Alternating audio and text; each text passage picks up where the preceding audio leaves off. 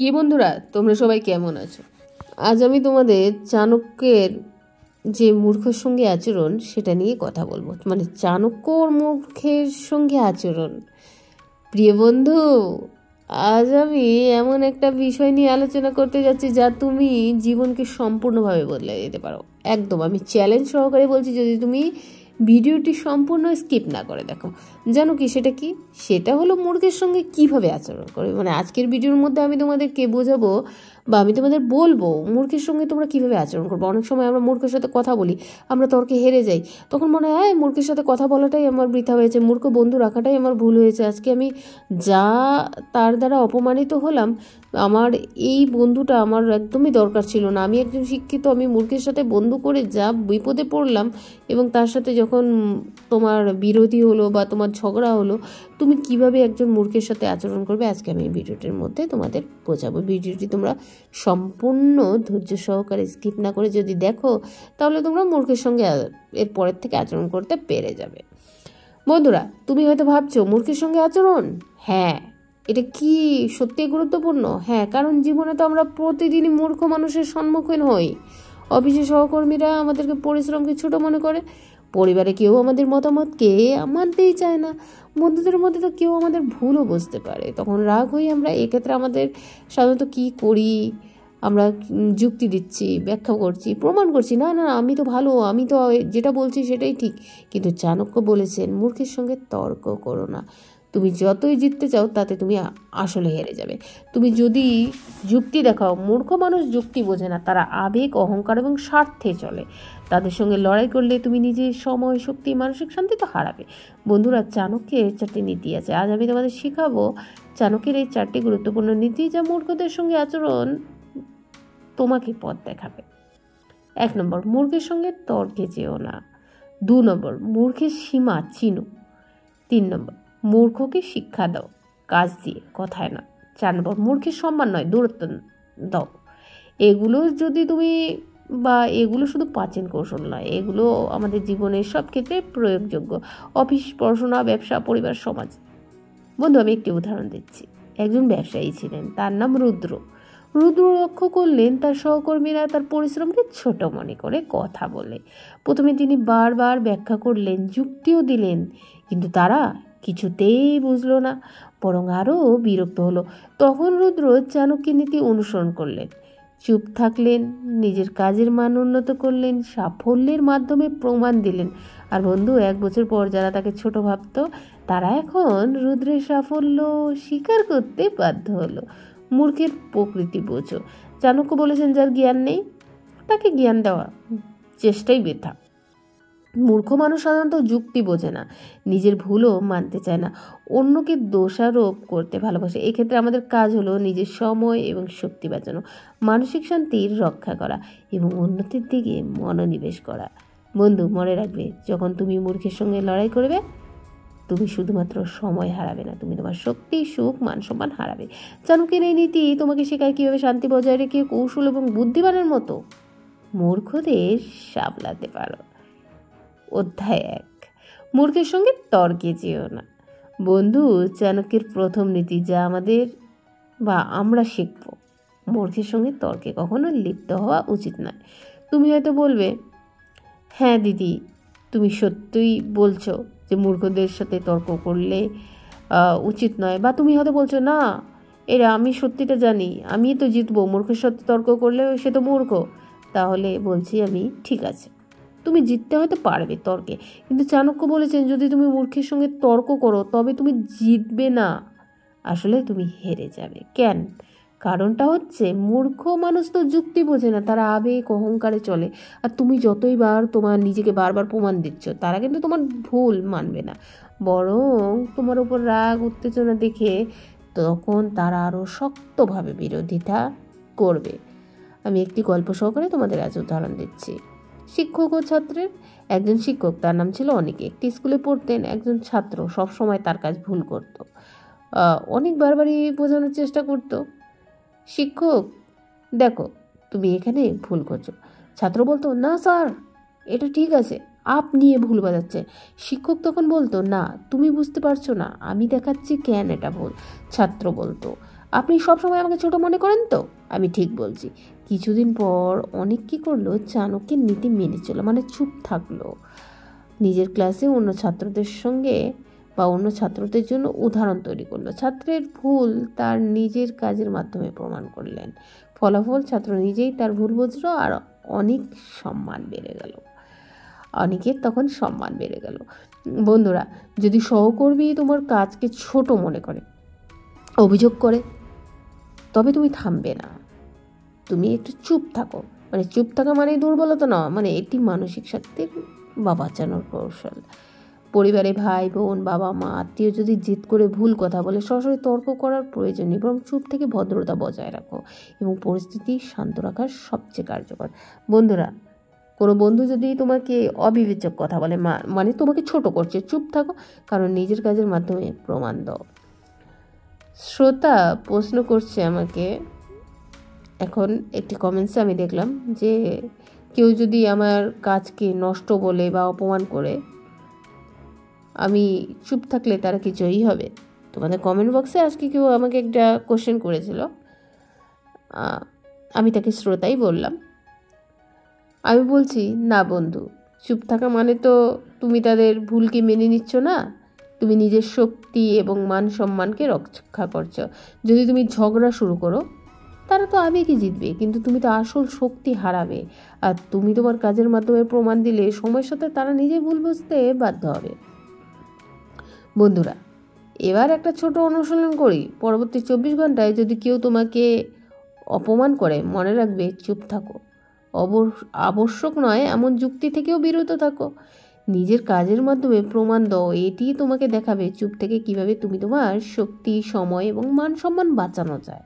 বন্ধুরা, প্রথম নীতি মনে রাখো, মূর্খের সঙ্গে তর্ক লিপ্ত হওয়া মানেই নিজের শক্তি নষ্ট করা।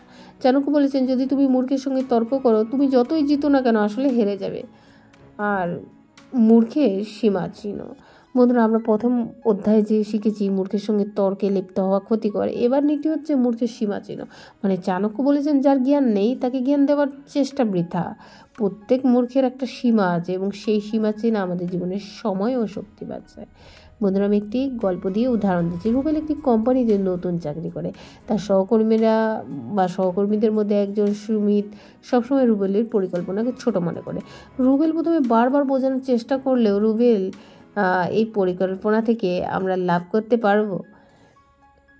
তখন সুমিত বলল, না, এটা কাজ করবে না, তুমি বুঝছো না।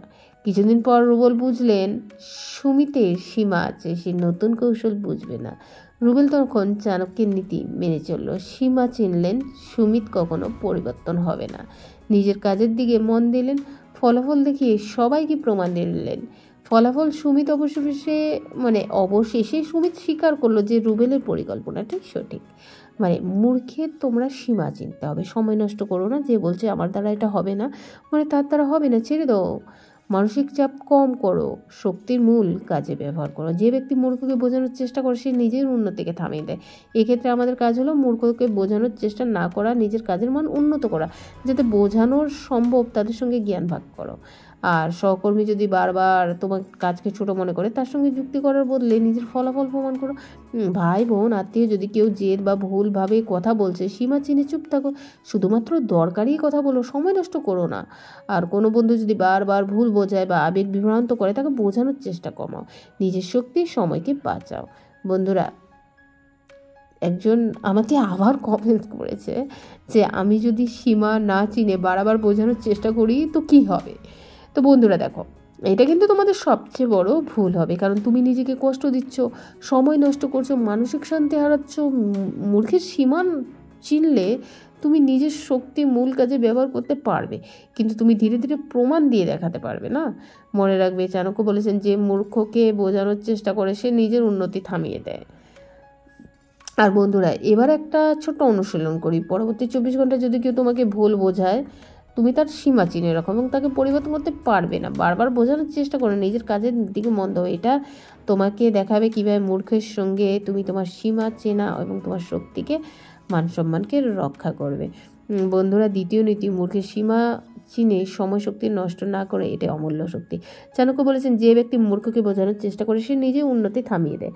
এবং পরবর্তী মানে তৃতীয় অধ্যায় হচ্ছে মূর্খকে শিক্ষা দাও, মানে কাজ দিয়ে নয়, কথা দিয়ে।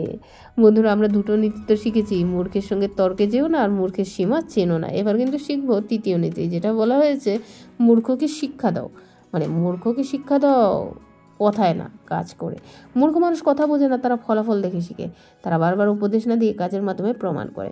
বন্ধুরা, আমি একটা উদাহরণ দিই। একজন শিক্ষিকা, নাম ছিল তার অনিকা, তার ক্লাসে একজন ছাত্রকে বারবার সতর্ক করছেন, কিন্তু সে মনোযোগ দেয়নি।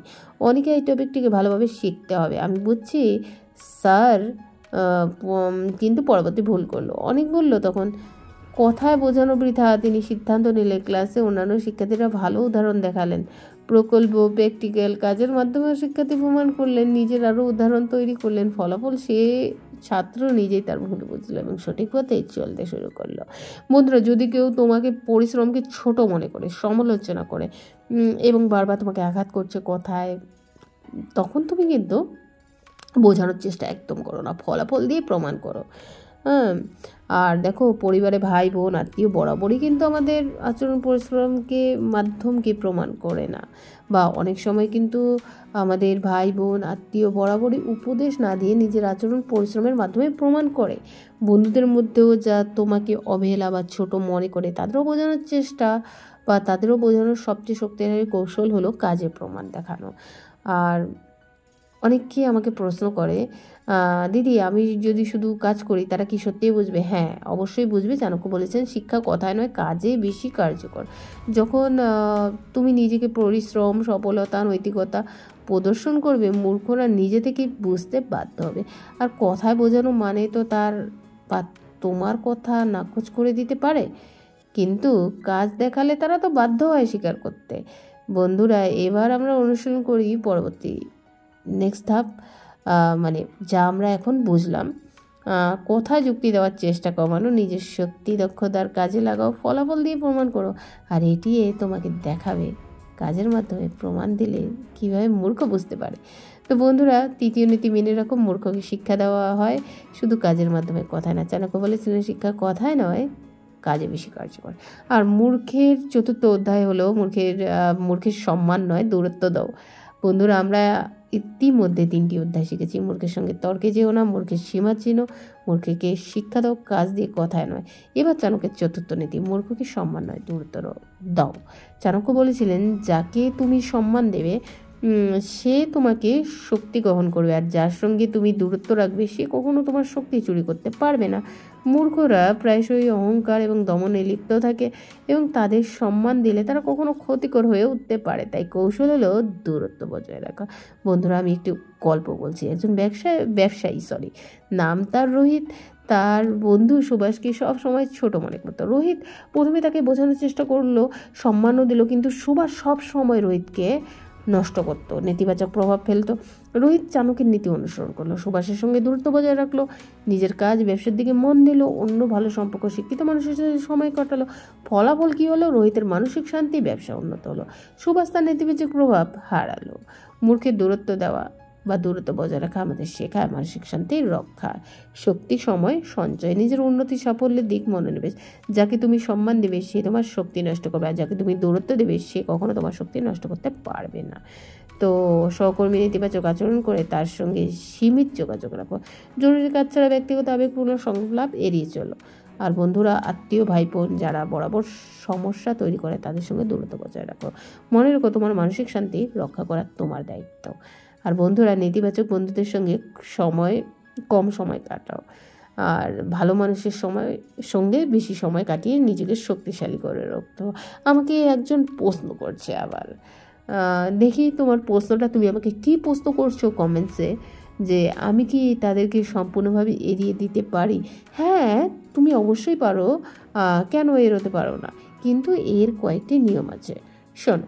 না বন্ধুরা, চাণক্য বলেছেন কিছু কৌশল হলো দূরত্ব বজায় রাখা বা সম্মান না দেওয়া। যদি তুমি তাদের সঙ্গে সীমিত যোগাযোগ রাখো, নিজের শক্তি কাজে লাগাও, তারা তো তোমার মানসিক শান্তি এবং শক্তি চুরি করতে পারবে না। মনে রেখো, দূরত্ব মানে অহংকার নয়, এটি একটি প্রাকৃতিক এবং বুদ্ধিমানের কৌশল। বন্ধুরা, এবার আমরা অনুশীলন করি।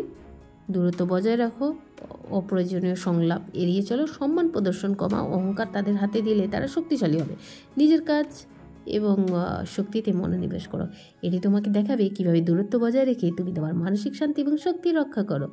বন্ধুরা, চতুর্থ নীতি মনে রেখো, মূর্খকে সম্মান নয় দূরত্ব দাও। চাণক্য বলেছেন, যাকে সম্মান দেবে সে শক্তি নষ্ট করবে, আর যাকে দূরত্ব দেবে সে কখনো শক্তি নষ্ট করতে পারবে না।